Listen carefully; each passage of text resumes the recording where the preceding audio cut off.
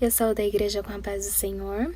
Eu convido vocês a meditarem comigo no livro de Filipenses, no capítulo 4, a partir do versículo 4 também. Filipenses, capítulo 4, versículo 4, que diz assim: Alegrem-se no Senhor. Repito, alegrem-se. Que todos vejam que vocês são amáveis em tudo que fazem. Lembrem-se de que o Senhor virá em breve. E não vivam preocupados por coisa alguma. Em vez disso, orem a Deus pedindo aquilo de que precisam e agradecendo-lhe por tudo que Ele já fez. Então vocês experimentarão a paz de Deus, que excede todo entendimento, e que guardará seu coração e sua mente em Cristo Jesus. Por fim, irmãos, quero lhes dizer só mais uma coisa. Concentrem-se em tudo que é verdadeiro, tudo que é nobre, tudo que é correto, tudo que é puro, tudo que é amável e tudo que é admirável. Pensem no que é excelente e digno de louvor. Continuem a praticar tudo que aprenderam e receberam de mim, tudo que ouviram de mim e me viram fazer. Então Deus da paz estará com vocês. Eu escolhi essa passagem para a gente meditar porque Paulo, quando escreve ela, ele está numa prisão. Então eu acho que tem tudo a ver com o nosso contexto atual de isolamento social, de distanciamento.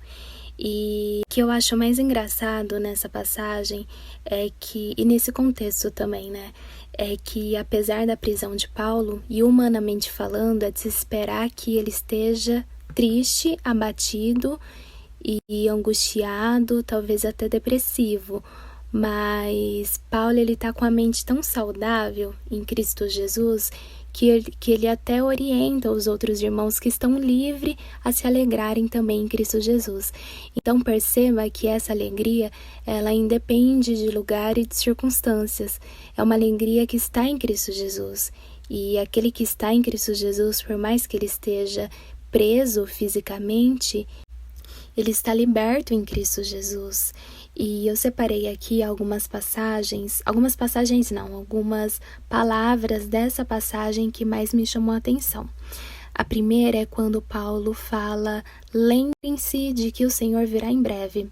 É como se ele estivesse falando para que a gente se mantenha na esperança de que Cristo virá.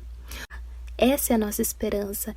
Então, quando a gente tem uma esperança, quando a gente tem no que acreditar, fica muito mais fácil a gente passar por esse momento de isolamento, pelas dificuldades e pelas frustrações de maneira equilibrada, de maneira estratégica, porque a gente está olhando para a cruz, a gente está olhando para a nossa convicção de que Cristo virá.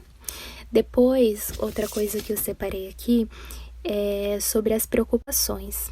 Então, nesse momento de dificuldade, o que a gente faz com as nossas preocupações? Porque elas continuam, né? Fazer nos momentos de dificuldade, nos momentos de desemprego, de desigualdade, no momento de insegurança, de incerteza. O que fazer quando a necessidade aparecer? Aqui, Paulo fala para que todas as nossas ansiedades, para que todas as nossas necessidades sejam conhecidas diante de Deus por meio da oração. Então, não viva preocupado, não viva ansioso. É normal sentir ansiedade, mas viver dessa forma não é. E Paulo fala: apresente para Deus em oração todas as suas necessidades. E para que a gente termine as nossas orações agradecendo a Deus por tudo aquilo que Ele já nos deu. E nessa parte eu acho muito inteligente, porque quando a gente termina as nossas orações simplesmente pedindo e falando para Deus que a gente necessita de uma lista de coisas, é muito provável que a gente termine elas com esse sentimento de falta, com esse sentimento de incapacidade, de impotência. E quando a gente termina as nossas orações agradecendo a Deus por aquilo que a gente já tem, a gente é levado a ter um espírito de gratidão, um espírito de contentamento com o nosso presente. Então, o nosso olhar é desfocado daquilo que a gente não tem para aquilo que a gente já conseguiu. Então, eu acho muito inteligente da parte de Paulo quando ele fala isso. Caminhando para o final, no versículo 8, Paulo vai dizer: por fim, irmãos, quero lhes dizer só mais uma coisa. Concentrem-se em tudo que é verdadeiro. E aqui eu anotei que em outras versões está escrito: procurem encher a mente de vocês, ou seja, encham a mente de vocês com tudo que é verdadeiro, tudo que é nobre, tudo que é correto, puro, amável e admirável. Pensem no que é excelente e digno de louvor, ou seja, como viver no isolamento, como viver numa situação em que nos traz mais solidão, angústia e depressão do que alegria. Paulo fala para que a gente se concentre nas coisas que são verdadeiras, nas coisas que são justas. Procure manter a sua mente cheio daquilo que é agradável e amável a Deus. Para terminar, no versículo 9, Paulo faz praticamente um convite à igreja. Ele diz: continuem a praticar tudo o que aprenderam e receberam de mim, tudo o que ouviram de mim e me viram fazer. E nesse momento que a Igreja de Deus não está reunida fisicamente, é muito importante que a gente coloque essa passagem em prática. É importante que a gente se recorde, que a gente se lembre das mensagens de esperança, das mensagens de amor, de exortação, de incentivo. É muito importante que a gente se concentre nessas coisas e coloque em prática também elas. E para concluir, Paulo termina o versículo 9 dizendo que então o Deus da paz estará com vocês. O Deus que dá a paz, que excede todo o entendimento, que guarda o nosso coração e a nossa mente, estará conosco nesse momento.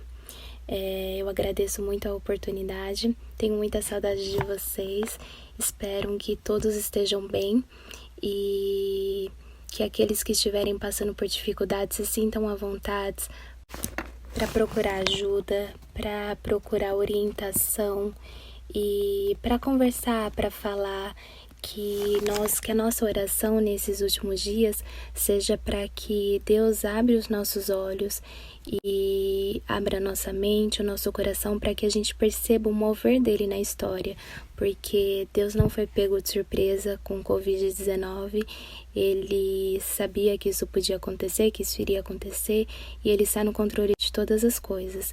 Então, que a gente, como discípulos dele, que a gente possa ter essa sensibilidade de perceber como Deus está agindo na nossa família, no nosso coração, como a gente pode buscar se aprofundar na nossa espiritualidade com ele. A gente está tendo mais tempo com a nossa família, mais tempo para se dedicar nas coisas que antes a gente não tinha. Por isso, se você é discípulo de Cristo e se você pode, fique em casa, seja o primeiro a dar exemplo de responsabilidade, de cuidado, de higienização, porque isso é amar o próximo também, mesmo não tendo contato físico com ele hoje, da sua casa, ficando em casa, seguindo as orientações do governo federal, a gente está amando o próximo e fazendo a nossa parte, tá? Eu agradeço e um beijo.